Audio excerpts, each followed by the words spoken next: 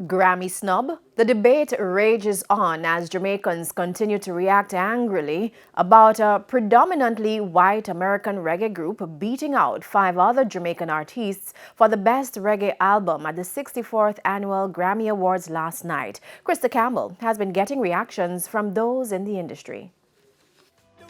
Soldiers of Jah Army, SOJA, the name on the lips of many Jamaicans who are still reeling from Sunday night's Reggae Grammy Awards.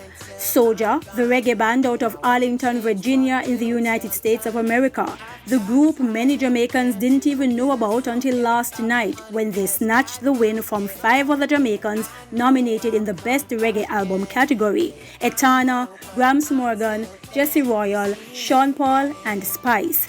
The American group thanking Jamaican reggae artists for influencing their music career, but backstage, band members equally shocked at the win. We never expected to even be nominated, and there's our 3rd nomination, and now we won. And the people that we were in the competition with, a few of them are friends of ours, who we've known for over half our lives. That's because SOJA has been around since 1997, having put out 9 studio albums, 1 dub album, a live album, and 2 extended play EPs.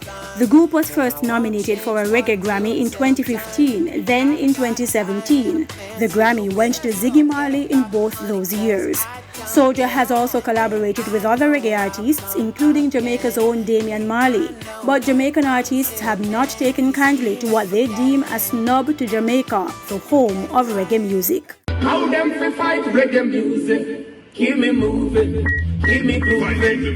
Them fight against the culture, yeah, them lose it. They better move it, because I'm losing. On social media, Bounty Killer called the Grammys, quote, a sellout. Spice telling disgruntled fans that the work continues and she's still honored for the nomination, noting she's come a far way from being homeless to walking the Grammys red carpet.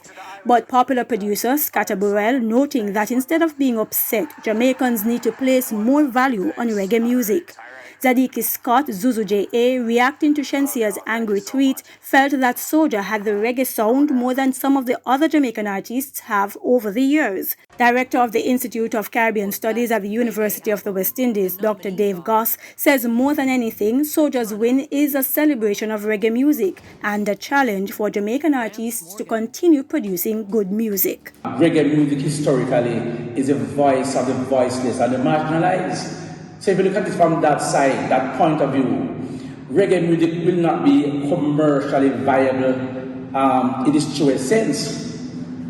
There's another way we can look at it again, in the sense that SOJA getting the Grammy Award is a plus for us in Jamaica, because it shows that reggae and Rastafari has been exported successfully across the globe. As a matter of fact, you have far more guys singing reggae overseas, now unknown, unheard, but very popular than what we have in Jamaica. So let's take some, continent to provide good music, and good music will have its own reward. And it's not the first time a non-Jamaican group has won the Best Reggae Album category. In 1987, the 3rd year the category was created at the Grammys, British group Steel Pulse beat Jamaica's Jimmy Cliff and Jamaican reggae group Black Uhuru to win the award. And there's been several non-Jamaicans nominated in Reggae Grammy history.